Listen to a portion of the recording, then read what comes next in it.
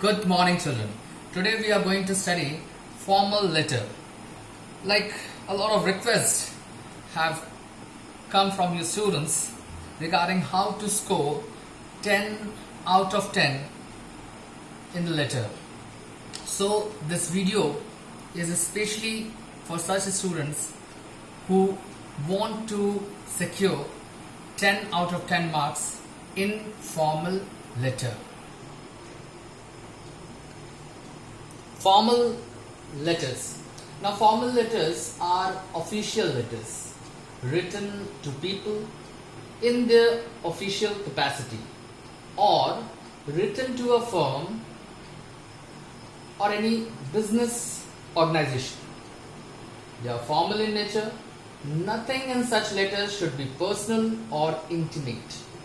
They deal with subjects such as inquiry, orders, transfer of money, reference, request, booking, complaint, loss and apology. What matters is setting out your letter correctly, keeping to the point and maintaining the formal tone. So let's straight away come to the layout, the format. Formal letter should begin with sender's address, the person who is writing the letter. Here we have an example. You may change it according to your address, 25B Nirala Nagar, comma. If you are missing this comma, you are missing out on marks. Mitanpura, again comma. Muzaffarpur and the pin code, full stop, comma, full stop. If you get everything correctly, you'll get half marks for jotting down these 3 points. So this is sender's address, the address of the writer.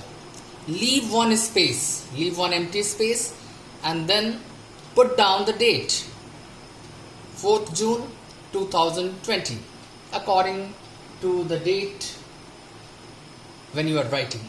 Again a space, leave one space.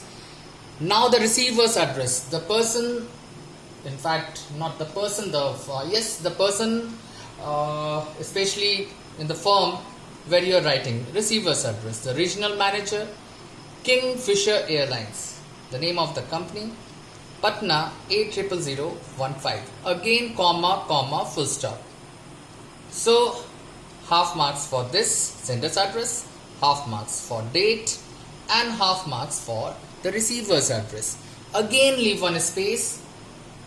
Now come to the salutation point, dear sir or madam, but don't write respected sir or madam. After that the heading, subject, poor service of the airlines. Next comes the body of the letter. It must be written in 3 or 4 paragraphs. In the first paragraph, you're writing down the clear purpose of writing the letter. Then comes the problem. Then comes the inconvenience, cost and the loss. And finally, you'll write what you now want from the company. Right. After that, you leave one space. So see, for the purpose, half marks is given. For the problem, citing the problem very clearly, 1 mark. Inconvenience, cost and the loss, half marks. And again, what you now want from the company, again half marks. Remember, for the expression, opening and concluding lines, we get 4.5. So overall what we find for format, 3 marks. For the body, 2.5 marks, and for the expression, 4.5 marks.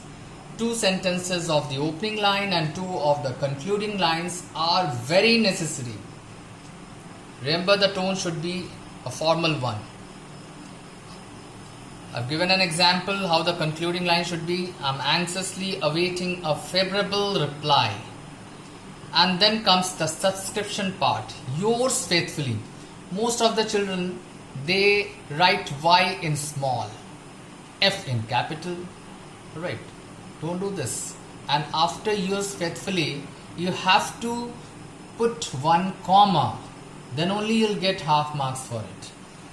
Then Rohit Kumar. Most of the children again will simply write Rohit. Remember, formal letters or business letters, you need to mention your title. Rohit Kumar. Name and title must be mentioned. So, again, I'm repeating. For the format, we get 3 marks, body 2.5, and expression 4.5. Take care of all these points, and I'm sure you will definitely be able to score at least 9 out of 10. And if it is flawless, if your letter is flawless, you will definitely get 10 out of 10. That's all for this video. See you soon in my next video. Goodbye.